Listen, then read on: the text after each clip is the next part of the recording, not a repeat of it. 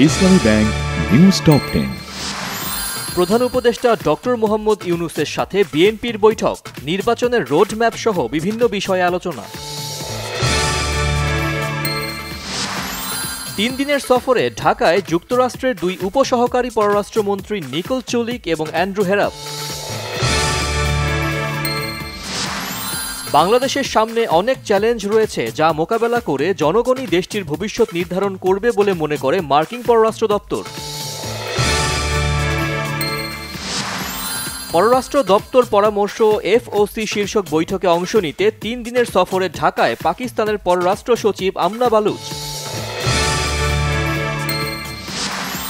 জুলাইয়ের মধ্যে আনুষ্ঠানিকভাবে নির্বাচনী রোডম্যাপ ঘোষণা করবে নির্বাচন কমিশন।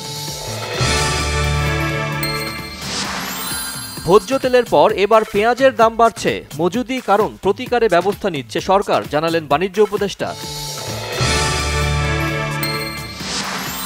তেজগাঁও পলিটেকনিক সহ দেশের বিভিন্ন জায়গায় 6 দফা দাবিতে সড়কে নেমে পলিটেকনিক শিক্ষার্থীদের বিক্ষোভ।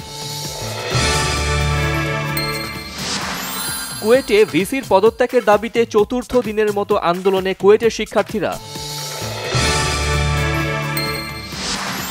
গাজায় 24 ঘণ্টায় ইসরায়েলি হামলায় অন্তত 23 ফিলিস্তিনি নিহত, 18 মাসে হত্যার শিকার ফিলিস্তিনির সংখ্যা 51,000 ছাড়িয়েছে।